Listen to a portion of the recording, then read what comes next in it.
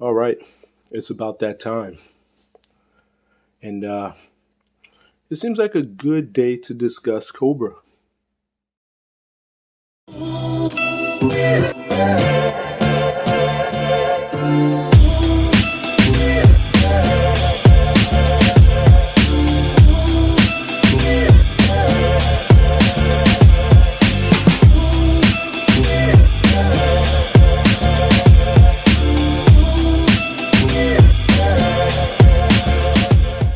All right, ladies and gentlemen of the 118 scale, 3.75-inch, 4-inch modern action figure community, I'm back again with another video. And today, you see before you the Cobra logo, represent for Cobra again. My last few videos have been about Cobra. And yeah, it just is what it is. I've been on a kick, a G.I. Joe kick lately. So now it's time for me to get into the Cobra side of things. So without further ado, on this beautiful Saturday afternoon, more than likely you'll see this video on a Friday, but today is Saturday afternoon. I want to discuss the Cobra Shock Trooper. So a few weeks ago, or I say a few months ago, I presented to you my G.I. Joe / Marauders SWAT team. But the cool part about that is that Cobra has their own, they call it the Shock Trooper, but it's pretty much a Cobra version of the SWAT team. And I think this is a pretty cool take on the Cobra faction because, I mean, it definitely adds a degree of imagination to your play value of your G.I. Joe figures. Now, I'm going to reiterate this because I say it all the time. I don't necessarily play with these things, but I definitely could see if you were into playing with these things or, like a kid using their imagination. For me, this faction would be like a Cobra Riot Squad. Like, if you look at the G.I. Joe Resolute cartoon, I think the way they spun that, I could be wrong. They released this cartoon well after I watched any G.I. Joe cartoons. I'm a 80s, 90s cartoon kind of guy. But I think from the little bit that I did see from that, from the G.I. Joe Resolute cartoon, Cobra is more of an industry and it's more of a business. And Cobra Commander is more of a politician, whereas he has his own police force and other things like that. He has his own manufacturing companies. It's like called Cobra Industries, I think it was. And it's a different spin on the way that Cobra was looked upon. I thought that was really cool, and this definitely adds a play value to that because in a world like that, you got the people are going to begin to uprise and go against what Cobra is doing. So none other than having a faction or I guess a SWAT team or a riot squad that can put the kibosh on rioting protesters. And these guys can also have protection in Cobra's interest of money. And, there's a wide range of things you can do. Like, these guys are the guys that would drive the armored trucks that deliver the gold and the jewelry and the diamonds and the money to the various banks and stuff like that. So that's definitely a plus for this particular figure. So let's discuss the Cobra Shock Trooper. So first and foremost, here they are, mostly geared up, and they come with tons of equipment for just the one figure.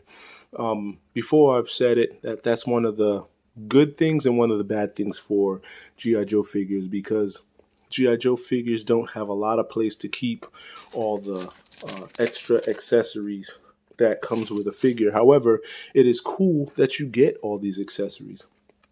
So without further ado, we'll get further into who the actual Shock Trooper was. So you can pause and read that. The Cobra Shock Trooper was released in This right here is the 50th anniversary version, which you can tell the difference because the 50th anniversary had the gold paint on the Cobra logo, and they also have gray pockets on their arms. Whereas the 30th anniversary released a version of the Shock Trooper also. And the way you can tell is by the Shock Troopers figure stand does not have gold paint over the Cobra logo. So, and also they don't have the gray patched arms. Actually, they do have the gray patched arms also. I guess the only way you can really tell is that the figure stand is a little different. So here's the second card. This is from the 30th anniversary version. I could be wrong. It could be Pursuit of Cobra, but I believe this is 30th. So I'm going to stick with that. But ultimately, the only difference in this file card is, of course, it looks a little different, but it has a little extra information right there. So these gentlemen are pretty much the elite tactical unit that pretty much, and from their file card, it says that they're like masters of breach and clear. And if you don't know what breach and clear is, this 4-man unit here is a perfect example, because you'll have you'll have 2 at the ready with guns ready to go. You'll have 1 with a battering ram to force a door, and then you'll have a second guy behind the guy with the battering ram with flashbangs. So how it works is battering ram, door opens, and let me reiterate this. Battering ram, door opens, out of the way, flashbang into the room, out of the way. Then the other 2 will make entry. These 2 will back them up. So that's kind of how the tactic would work with a group like this, kind of SWAT. That's how SWAT does it. I'm not a SWAT guru or master by any means, but after talking to a couple SWAT guys years ago, that's how they brought it to me, how they do it. Flash, bang, clear. All right, cool.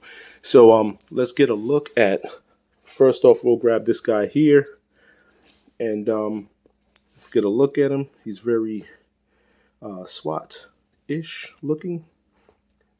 And he comes with this helmet, these goggles, and figure stand. Helmet and goggles are definitely removable.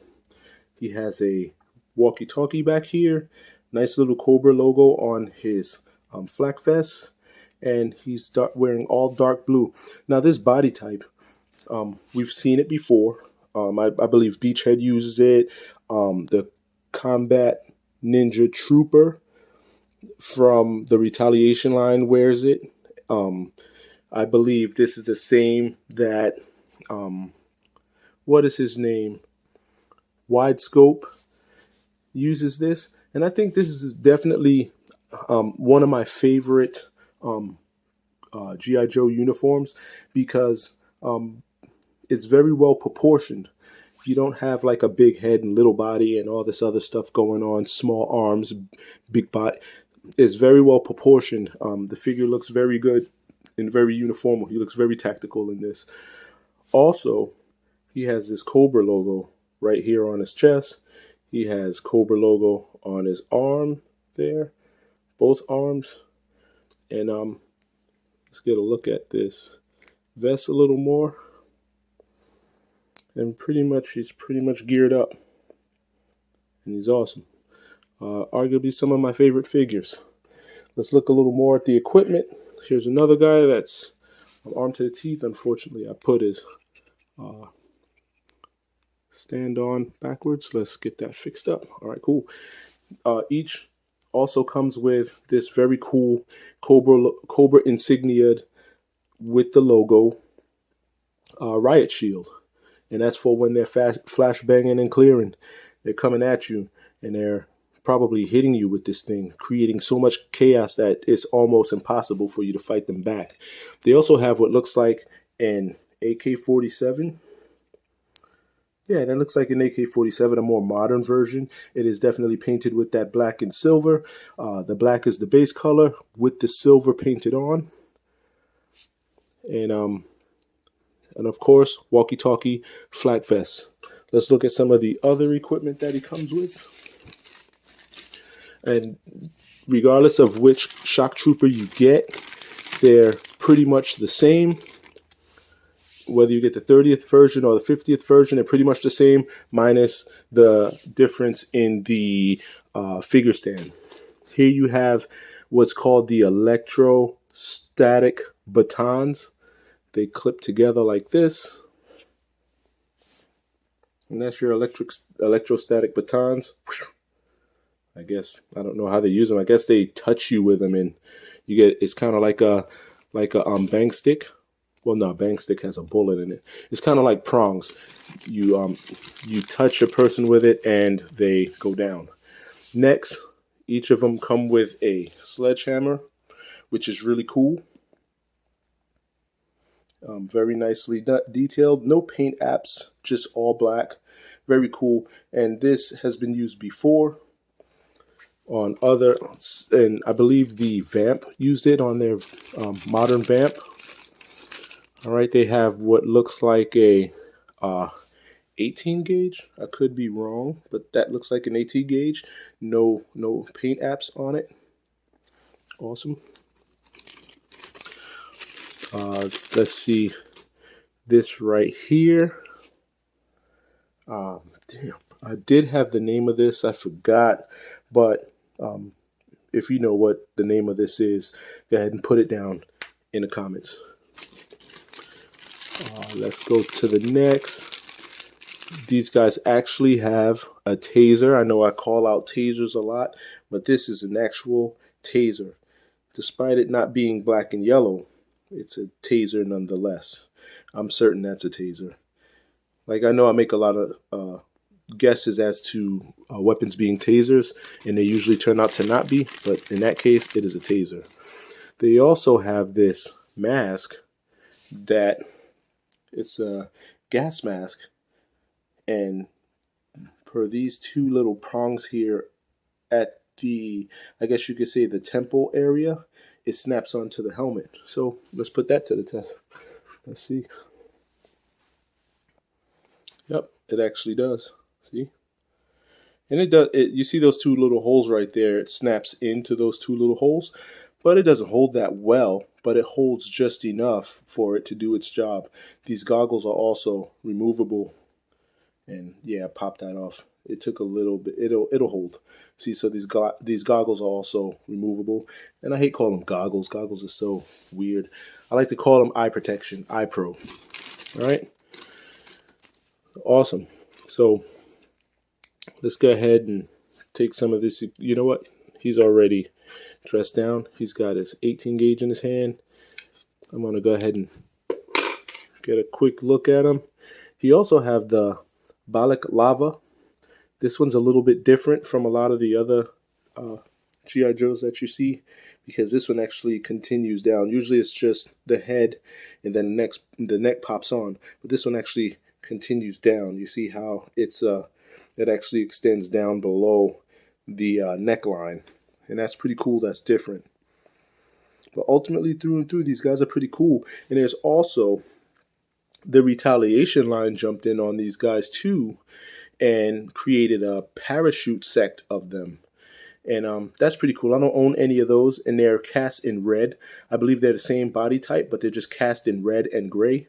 And they actually come with parachute harnesses, like you saw in my video on the Retaliation Trooper or the Parachute Trooper, how they have those harnesses and you can snap a real working parachute on them. That's how they came.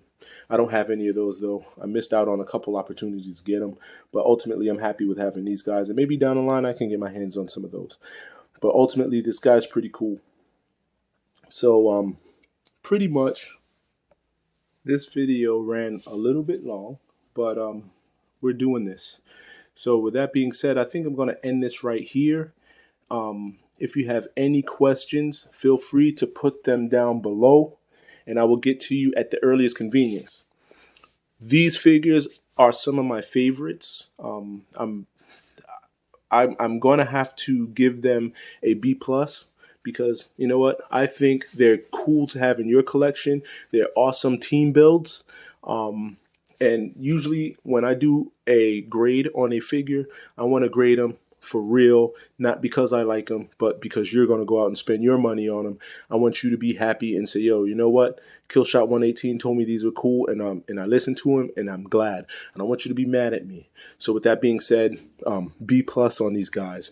Great pickup, great collectibles, regardless of whichever ones you get. Whether it's the 30th or the 50th, it's a great grab. So if you can find them out there, do grab them. I know there are some out there they might run you about $20 a piece. Me, I came up on a lot of them at one time and actually sold a few, but they were super cheap when I got them back in the day. But now you know how these prices have gone.